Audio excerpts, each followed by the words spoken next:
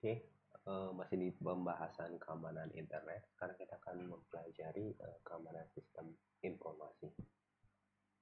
Ya, jadi di sini seperti yang kita ketahui bahwa sistem informasi yang sangat populer di dunia itu kan ada tiga ya. Ada Windows, ada macOS, dan ada Linux. Nah, kalau di Windows sendiri itu sistem keamanannya itu ada yang pertama ada User Account Control atau UIC. Nah, jadi CUIC ini ibaratnya dia akan membantu mencegah perubahan tidak sah pada sistem operasi. Jadi nanti dia memerlukan izin atau otorisasi dari pengguna dengan hak administratif sebelum menjalankan tugas yang bisa mempengaruhi kinerja atau keamanan sistem. Nah, selanjutnya mungkin teman-teman juga tahu ya Windows Defender. Jadi Windows Defender ini adalah antivirus bawaan yang menyediakan perlindungan real time terhadap ancaman seperti malware dan spyware. Nah, kalau misalkan teman-teman mau pakai antivirus tambahan lain juga boleh sih, cuma saran saya sih jangan ya. Kenapa? Karena kebanyakan antivirus juga dia bahkan mengandung virus di dalamnya. Karena apa? Karena yang pertama teman-teman itu downloadnya itu bisa saja sembarangan, dan yang kedua pasti teman-teman itu maunya yang kerekan aja ya kan, jadi sama aja bohong, jadi teman-teman juga bakal kena virus. Oke, selanjutnya ada yang namanya BitLocker. Jadi BitLocker ini adalah fitur enskripsi penuh disk yang melindungi data dari pencurian atau exposure ketika komputer hilang atau dicuri. Oke, kemudian ada grup polisi. Jadi grup polisi ini memungkinkan administrator untuk mengatur kebijakan keamanan di seluruh jaringan komputer seperti pembatasan akses, aturan password, dan kontrol aplikasi. Selanjutnya kalau untuk Linux itu sendiri dia ada yang namanya user and group management ya. Jadi Linux ini walaupun katanya kebal virus gitu atau kebal malware, tapi ternyata dia juga memiliki keamanan. Jadi yang pertama dia menggunakan user and group management. Jadi dia berbasis pengguna dan grup untuk mengontrol akses ke file dan sumber daya. Jadi setiap file dan direktori memiliki izin ditetapkan untuk pemilik, grup, dan lainnya. Jadi teman-teman nggak bisa sembarang akses gitu. Misalnya teman-teman mau mengakses file uh, langsung sistem operasi gitu itu nggak bisa, tapi teman-teman juga harus membutuhkan yang namanya otorisasi, misalkan root ya kan, terus apalagi user biasa dan lain sebagainya. Makanya kan di Linux itu ada yang namanya root, terus ada yang namanya no root atau user biasa. Selanjutnya ada security enhanced Linux. Jadi dia ini adalah modul keamanan yang menerapkan kebijakan kontrol akses wajib yang ketat untuk membatasi apa yang dapat dilakukan oleh pengguna dan aplikasi. Jadi misalkan nih kalau teman-teman sembarangan gitu ingin katakanlah mengeksekusi sebuah perintah yang dilarang gitu, nah maka nanti teman-teman nggak bakal bisa gitu, malah nanti Linux-nya itu bakal memunculkan sebuah pesan warning atau error gitu. Saya juga pernah sih melakukan yang iseng aja. Kemudian ada firewall. Jadi ini ada IP tables dan firewall. Jadi dia ini akan mengatur lalu lintas jaringan. Terus ada yang namanya audit T. Jadi audit T ini adalah audit yang melacak dan mencatat aktivitas sistem untuk mendeteksi aktivitas mencurigakan atau pelanggaran kebijakan keamanan ya. Jadi walaupun Linux open source gitu ya, tapi kita juga harus bijak gitu untuk menggunakannya.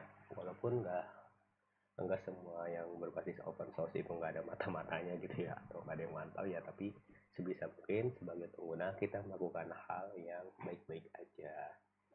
Selanjutnya untuk macOS sendiri itu ada nama Gatekeeper. Jadi dia adalah aplikasi yang tidak diunduh dari App Store. Jadi pengembang teridentifikasi untuk dijalankan di Mac. Kemudian ada Xprotect. Jadi ini adalah fitur anti malware, sama kayak apa sih? Sama kayak Windows Defender ya. Pokoknya dia fitur bawaan. Kemudian ada FilePod. Dia adalah fitur enskripsi penuh disk yang melindungi data, sama aja kayak tadi tuh. Kalau di Windows ada yang namanya BitLocker, itu juga sama nih. Kalau di macOS itu ada FilePod. Kemudian ada SIP atau System Integrity Protection. Jadi dia ini akan melindungi bagian-bagian kritis dari sistem operasi dari modifikasi oleh aplikasi pihak ketiga. Jadi kalau contoh mudah gini, pasti teman-teman ketika menginstal aplikasi dari sumber yang tidak dikenal itu kan ada warningnya ya. Nah, contohnya itu seperti itu ya teman-teman.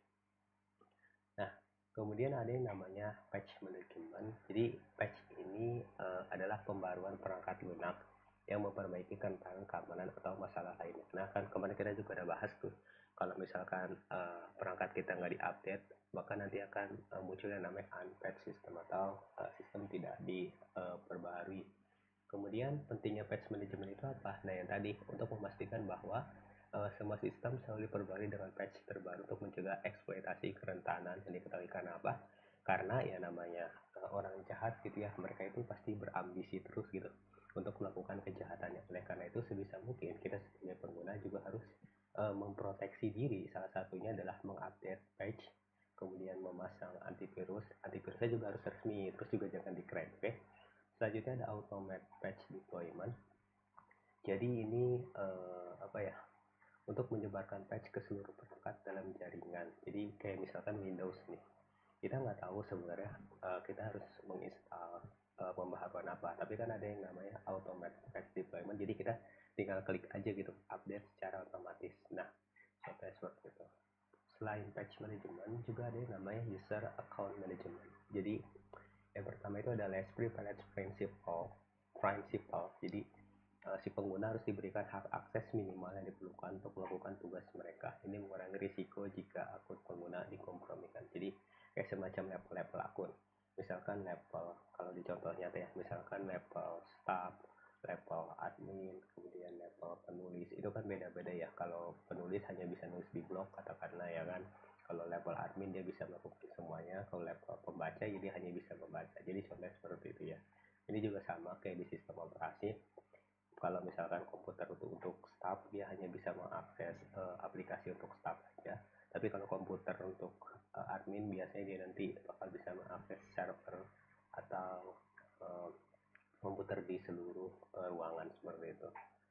Selanjutnya ada yang namanya strong authentication, jadi dia menggunakan kata sandi yang kuat dan autentikasi dua faktor atau 2FA.